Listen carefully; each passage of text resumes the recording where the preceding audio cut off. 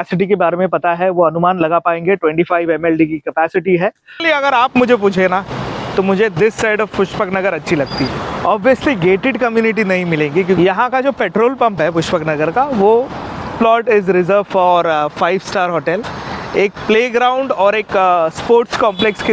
Hello दोस्तों, कैसे आप सब? आई होप अच्छे ही होंगे। वैसे बैकग्राउंड देखकर शायद आप में से कुछ लोगों को पता चल गया होगा कि मैं कहाँ पर हूँ। जी हाँ, बिल्कुल सही पहचाना, मैं हूँ पुष्पक नगर में। आप में से बहुत सारे दर्शकों की डिमांड थी कि आप हमेशा पुष्पक नगर की एक ही साइड क्यों दिखाते हो, तो लीजिए आपके जो सजेशन थे उसका सम्मान करते हुए आज हम हमारे ब्लॉग की शुरुआत करेंगे from the other side of Pushpak Nagar, यानी कि सेक्टर 3 से। जिन लोगों को पुष्पक नगर के बारे में कंप्लीट इन्फॉर्मेशन नहीं है उनके लिए बता दूं कि पुष्पक नगर पड़ता है नवी मुंबई के पास और पनवेल के पास।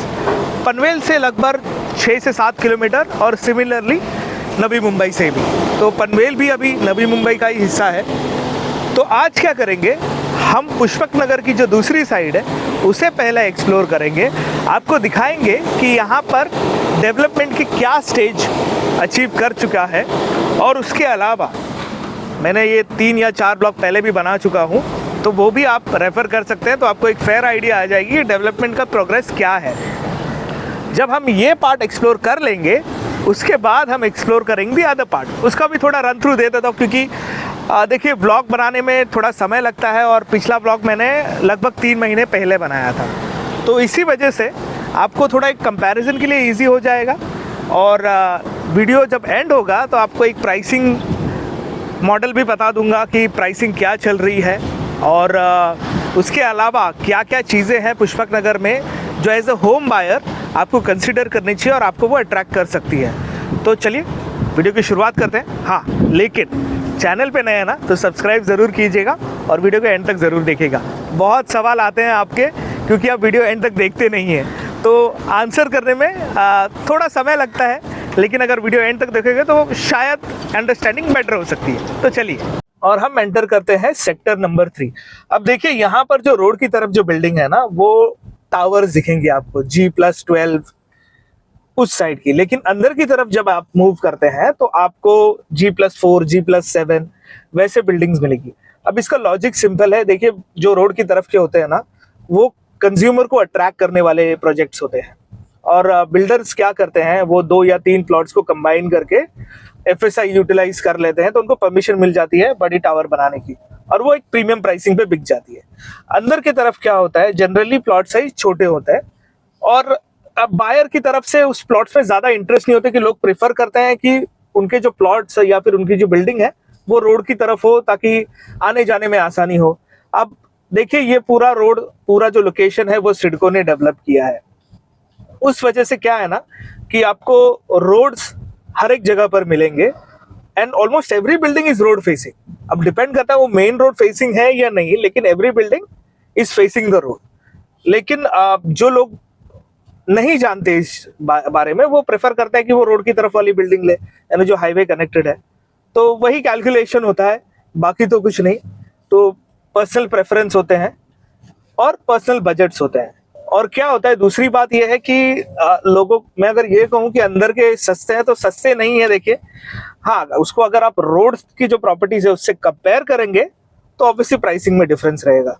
सस्ता ये कहना गलत है, ये हर एक इंसान के अपने अफोर्डेबिलिटी के ऊपर डिपेंड करता है। तो ये देखिए, ये एक्चुअली में है सेक्टर 3 ओवरऑल, जो हमने एक बड़ा सा राउंड ले लिया।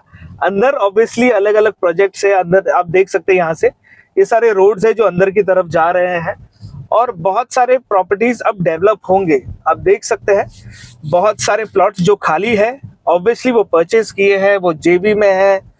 कुछ 100% डेवलपर डेवलप करेंगे, तो वो सारे अलग अलग एस्पेक्ट्स वाले प्लॉट्स हैं, लेकिन इवेंचुअली डेवलप तो होंगे। तो ये है एक्चुअली में, ये पूरा सेक्टर 3 है। जिन लोगों को सेक्टर 3 के बारे में इंफॉर्मेशन चाहिए थी, ये देखिए पूरा सेक्टर 3 हमने कवर कर दिया in less than 2 minutes. Majority of the Pushpak Nagar is on the other side of the road. थोड़ा रेफरेंस के लिए आपको बता देता हूँ। देखिए, अभी भी यहाँ पर नए नए बोर्ड लगे हैं जहाँ पर लिखा गया है 1 BHK 40 lakh onwards and 2 BHK 60 lakh onwards. तो ऐसी कुछ प्राइसिंग इस साइड में मिल रही है सेक्टर 3 में। और थोड़ा अंदर की तरफ प्रोजेक्ट्स हो सकते हैं। देखिए 40-60 ये जो आपको दिख रहे हैं ना प्राइसेस, इसमें भी थोड़ा फर्क होता है, क्योंकि अगर कारपेट छोटा होगा तो 60 lakhs में वो आपको मिल जाएगा, बट इवेंचुअली पर स्क्वायर फुट का जो रेट है वो आई थिंक अराउंड 5500 का रेट चल रहा है। तो ठीक है, अब हम क्या करेंगे, अब हम थोड़ा रुकेंगे और ऑपोजिट साइड में चले जाएंगे और वहां पर क्या क्या है वो आपको बताएंगे। तो पुष्पक नगर सेक्टर 3 देख लिया। आई होप आपको थोड़ा बहुत पसंद आया होगा। देखिए पर्सनली अगर आप मुझे पूछे ना, तो मुझे दिस साइड ऑफ पुष्पक नगर अच्छी लगती है। जिन्होंने घर वहाँ पर बुक किया है या फिर बुक करने वाले हैं, दोनों साइड अच्छी है। पर्सनल प्रेफरेंस की बात होती है, तो मेरा पर्सनल प्रेफरेंस यहाँ पर है फॉर कपल ऑफ रीजंस। यहाँ पर आपको बड़े प्रोजेक्ट्स मिलेंगे, ऑब्वियसली गेटेड कम्युनिटी नहीं मिलेंगी क्योंकि उतने बड़े प्लॉट साइज तो है नहीं यहाँ पर, लेकिन कंपैरेटिवली वहाँ से थोड़े बड़े प्रोजेक्ट्स यहाँ पर अवेलेबल। वहाँ पर भी एक्सेप्शंस है, ऐसा नहीं कह सकते कि वहाँ पर नहीं है, लेकिन उसके अलावा यहाँ का जो पेट्रोल पंप है पुष्पक नगर का वो यहीं पर है। This plot is reserve for 5-star hotel. उसके अलावा पीछे की तरफ एक प्लेग्राउंड और एक स्पोर्ट्स कॉम्प्लेक्स के लिए रिजर्व प्लॉट्स है। बहुत सारे प्लॉट्स यहाँ पर फॉर स्कूल्स और बाकी की चीज़ों के लिए, ओपन ग्राउंड के लिए रिजर्व्ड है। इस वजह से मेरा पर्सनल प्रेफरेंस है, अगर मुझे कोई पूछे कि कहाँ पर ख़रीदना चाहिए तो मेरा रिकमेंडेशन रहेगा सेक्टर 5, सेक्टर 8, सेक्टर 4 में भी because of the mountain view, and obviously on the other side sector number मुझे याद नहीं है अभी, लेकिन आई थिंक हाँ सेक्टर 6। तो ये जो सेक्टर्स है ना, ये काफ़ी अच्छे सेक्टर्स हैं। मतलब फ़िलहाल वाइड रोड्स हैं और ऑब्वियसली बिकॉज यहाँ पर अतिक्रमण जो कहते हैं ना, इंक्रोचमेंट, उसकी पॉसिबिलिटी ज़ीरो है।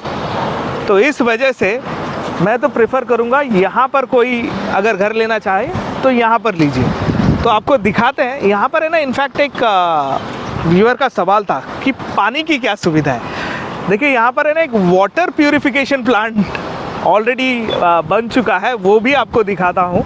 काफ़ी बड़ी कैपेसिटी का है और शायद वो आपके डाउट्स क्लियर कर पाए। तो चलिए वहाँ पर जाते हैं। तो लीजिए, ये है सेक्टर 5 और यहाँ से हम सीधा जाएंगे और आपको दिखाएंगे वो वाटर प्यूरिफिकेशन प्लांट या वाटर ट्रीटमेंट प्लांट।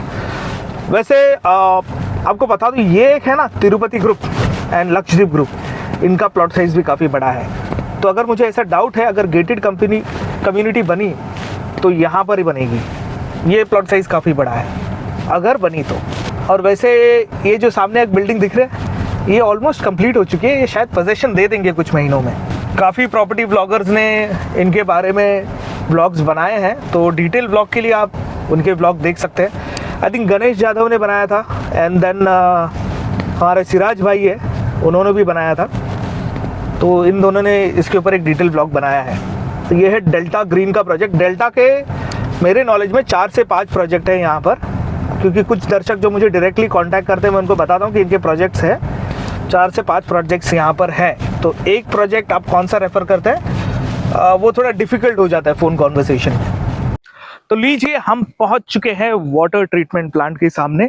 आप देख सकते हैं पीछे लिखा है CIDCO we make cities. Obviously मेरे प्रीवियस ब्लॉग्स अगर आपने देखे होंगे तो वहाँ पर मैंने कॉल आउट किया था, this entire place is developed by CIDCO.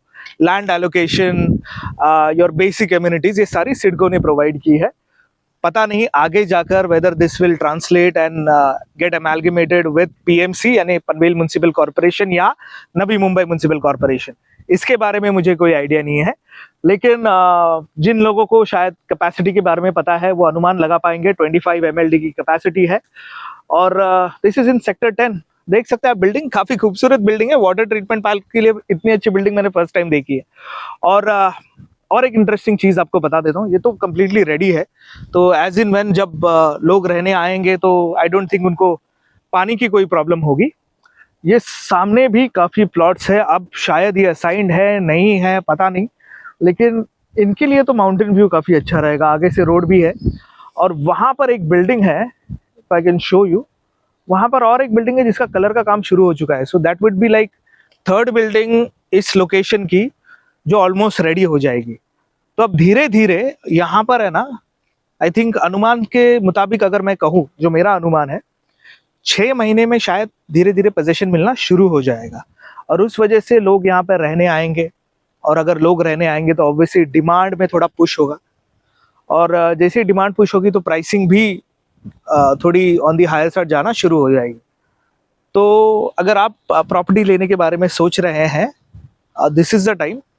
ऐसा नहीं है कि अभी आपने नहीं लिया तो फ्यूचर में नहीं ले पाएंगे आप। ऑब्वियसली मैं तो चाहता हूं कि आप तरक्की करें, आपके अप्रेजल्स में अच्छे खासी इंक्रीमेंट हो, लेकिन सही समय पे सही डिसीजन लेना भी बहुत इम्पोर्टेंस रखता है। तो चलिए आगे जाते हैं, बाकी की चीज़ें दिखाते हैं।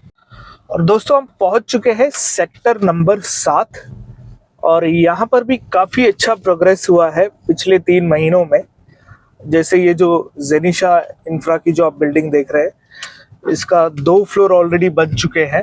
इसके अलावा आगे और भी बिल्डिंग्स हैं। इनफैक्ट कॉर्नर में पीछे एक बिल्डिंग है, वो भी रेडी हो चुकी है।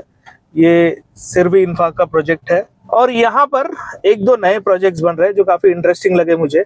वो थोड़ा आगे जाकर आपको दिखाता हूँ। पीछे की तरफ है ज़रा वो, ये एक G+7 की बिल्डिंग बन रही है। तो यहाँ पर हर एक बजट सेगमेंट के लिए ऑप्शन अवेलेबल है। और जैसे मैं कहता हूँ ना, प्लॉट साइज छोटा है तो ऑब्वियसली 4 फ्लोर या 7 फ्लोर की बिल्डिंग बनेगी, लेकिन मेजॉरिटी यहाँ पर जो बिल्डिंग्स बन रही है वो G+12 की बन रही है।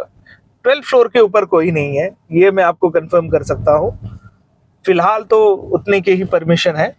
और ये वाला प्रोजेक्ट मुझे आपको दिखाना था। इनकी होर्डिंग्स अच्छी लगी, इसीलिए प्रोजेक्ट की डिटेल्स नहीं है मेरे पास, ना कि ये कोई पेड प्रमोशन है। तो ये न्यूली लॉन्च लग रहा है, क्योंकि 2-3 बार जब मैं आया था तब नहीं था। ये रचना विस्टा करके कोई प्रोजेक्ट है, और इनका लेआउट काफ़ी अच्छा लग रहा है, देखिए सामने से। तो इंटरेस्टिंग है। मे बी आगे जाकर जब थोड़ा काम होगा, जब इनकी सेल्स और मार्केटिंग टीम थोड़ी एक्टिवेट हो जाएगी, तो उस वक्त हम कोशिश करेंगे कि अगर कुछ इन्फॉर्मेशन मिल पाए और आपके साथ शेयर कर पाए। दोस्तों हम पहुंच चुके सेक्टर नंबर 5, और यहाँ पर ये मैट्रिक्स का पिछले बार भी मैंने बताया था, ये काफ़ी बड़ा प्रोजेक्ट है क्योंकि इनका प्लॉट साइज बहुत बड़ा है। यहाँ से अगर आप दिखा पाए, ये देखिए पीछे की तरफ काफ़ी बड़ा प्रोजेक्ट है। अब ये उसके बगल वाला है, उसका काम शुरू हो चुका है। और यहाँ पर कुछ बिल्डिंग्स है जिनका कंस्ट्रक्शन का काम ऑलमोस्ट कंप्लीशन पे है। तो इसके बाद में बाकी जो अंदर का काम होता है, प्लम्बिंग, टाइलिंग, बाकी सब ये शुरू हो जाएगा। और यहाँ पर एक चीज़ मुझे आपको दिखानी थी। यहाँ पर है ना एक रिजर्व प्लॉट है फॉर स्पोर्ट्स कॉम्प्लेक्स, अब वो आपको दिखा देता हूँ। तो ये देखिए, ये है वो reserve plot for sports complex, और इसकी साइज देखिए, एक मैसिव एरिया है। तो यहाँ पर फ्यूचर में जाकर एक स्पोर्ट्स कॉम्प्लेक्स बनेगा।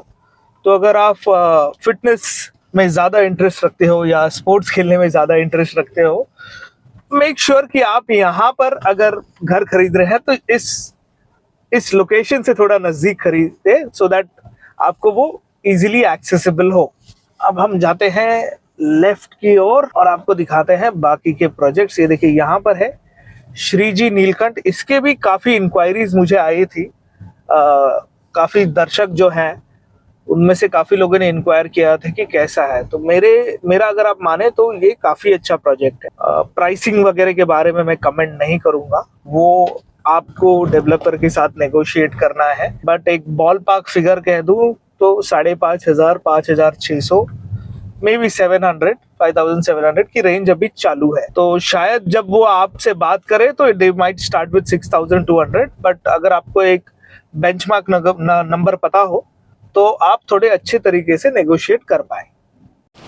हम खड़े हैं सेक्टर नंबर 4, और मेरे पीछे आप देख सकते हैं स्काई हेरिटेज नाम का एक नया प्रोजेक्ट लॉन्च हुआ है। यहाँ पर एक राधे कृष्णा रियलिटी का एक प्रोजेक्ट स्टार्ट हुआ है। तो ऐसे काफ़ी नए प्रोजेक्ट्स यहाँ पर किक ऑफ कर चुके हैं, और अब तो समय है जब यहाँ पर वो ग्राउंड वर्क करेंगे एंड देन फिलिंग करेंगे, और बरसात के पहले अपना काम एटलीस्ट ग्राउंड लेवल तक लाने की कोशिश करेंगे। तो अगर आप यहाँ पर प्रॉपर्टी लेने के बारे में सोच रहे हैं तो काफ़ी अच्छा ऑप्शन है। ऑब्वियस रीज़न है, फर्स्ट एयरपोर्ट के नज़दीक है। दूसरी बात देखिए, आप फ़्लाइट तो रोज़ पकड़ेंगे नहीं, लेकिन एयरपोर्ट के नज़दीक होने का मतलब है कि इस लोकेशन की जो डेवलपमेंट है, इस लोकेशन का जो स्टैंडर्ड ऑफ लिविंग रहने वाला है, जो एमिनिटीज़ और आपको जो इंफ्रास्ट्रक्चर मिलेगा will be better than any other location. आपको अगर एग्जांपल चाहिए तो मुंबई का जो एयरपोर्ट है उसके अगल बगल की लोकेशन देख लीजिए। इट इज़ ऑलवेज़ अप्रिसिएशन के बारे में थोड़ा साइडलाइन कर देते हैं, लेकिन डेवलपमेंट के बारे में अगर हम सोचें तो it has developed better than the other locations, तो उस वजह से ये एक अच्छी जगह है। दूसरी बात देखिए, जो हमारा अटल सेतु है ये यहाँ से लगभग 6 मिनट के डिस्टेंस पर है, यानी 6 से 7 किलोमीटर अगर हम डिस्टेंस में गिने तो।